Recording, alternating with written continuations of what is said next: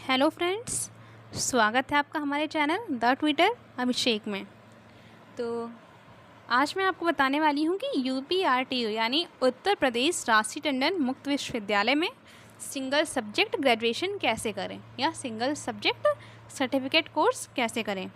तो इसकी फ़ीस कितनी है, कितने साल करना है, स्टडी मटेरियल, बुक्स, असाइनमेंट कैसे बनाएं, पढ़ें कैसे, कॉम्बिनेशन कैसे बनाएं, पेपर पैटर्न क्या है, रिज़ल्ट और कितने साल करना है, कितने पेपर देने हैं, first year, second year, assignment, admission कब होता है। तो आज मैं आपको सब बताने वाली हूँ।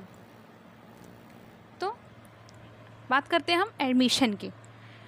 तो जो यूपीआरटीयू का एडमिशन होता है वो 2 बार में होता है, एक होता है जून में और एक होता है दिसंबर में।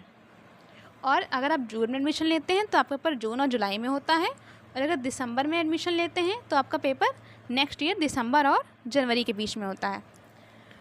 और इसमें सेमेस्टर नहीं होता है, इसमें साल में एक बार आपको पेपर देना होगा और आपको एक बार असाइनमेंट भी बनाना होगा। अगर आप जून में एडमिशन लेते हैं तो आपको अपना जो असाइनमेंट है वो मार्च अप्रैल तक जमा करना होता है। आपके स्टडी सेंटर पे वो आपको मैसेज आता है, बताते हैं। और अगर आपने दिसंबर में एडमिशन लिया है तो आपको सितंबर अक्टूबर तक जमा करना होता है। अब हम ये बात होगी हमारे असाइनमेंट कब जमा करना है और एडमिशन की। अब हम आगे बात करते हैं कि कितने पेपर होते हैं और कितने साल करना होता है। तो अगर आपका कॉम्बिनेशन नहीं है, आप ग्रेजुएशन आपने किया है और अब आगे किसी और सब्जेक्ट से आप आगे बढ़ना चाहते हैं और आपका कॉम्बिनेशन नहीं, या फिर अगर आपने ग्रेजुएशन में हिंदी ली थी और संस्कृत नहीं ली हुई है तो आपको कॉम्बिनेशन बनाना है।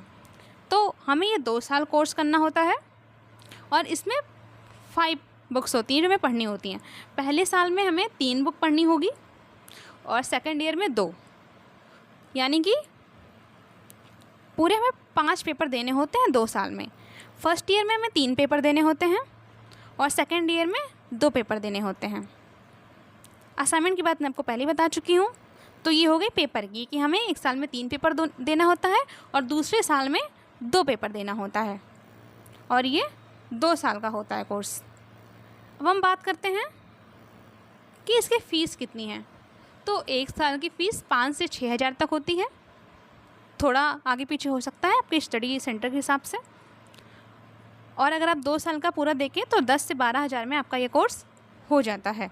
स्कॉलरशिप इसमें नहीं आती है क्योंकि ये डिस्टेंस लर्निंग है। और स्टडी मटेरियल की बात करें तो हमें बुक्स यूपीआरटीयू खुद भिजवाता है प्रयागराज से। बाई पोस्ट आपकी बुक आती हैं, आपने जहाँ का एड्रेस डाला होगा वहाँ आपकी बुक आ जाती है। और असाइनमेंट पेपर आपको स्टडी सेंटर से मिलता है, या अगर आप यूपी नहीं मिलता है तो आप यूपीआरटीयू की वेबसाइट से आप असाइनमेंट डाउनलोड कर सकते हैं और उसको बना सकते हैं।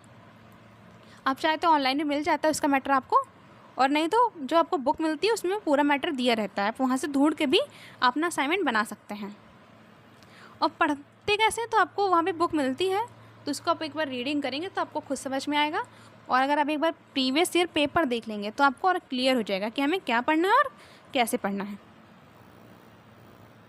अब बात करें कॉम्बिनेशन की, जो हमारा है सिंगल सब्जेक्ट संस्कृत की इन्फॉर्मेशन।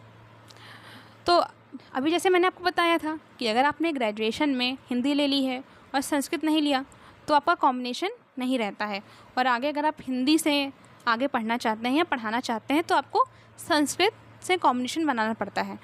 तो अगर आप यूपीआरटीयू से संस्कृत करते हैं सिंगल सब्जेक्ट तो वो भी आपका वही सेम 2 साल का कोर्स होगा।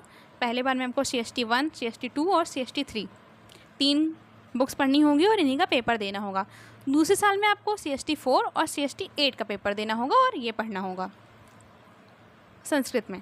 तो ये हो गया आपका सिंगल सब्जेक्ट संस्कृत का इन्फॉर्मेशन कॉम्बिनेशन बनाने के लिए।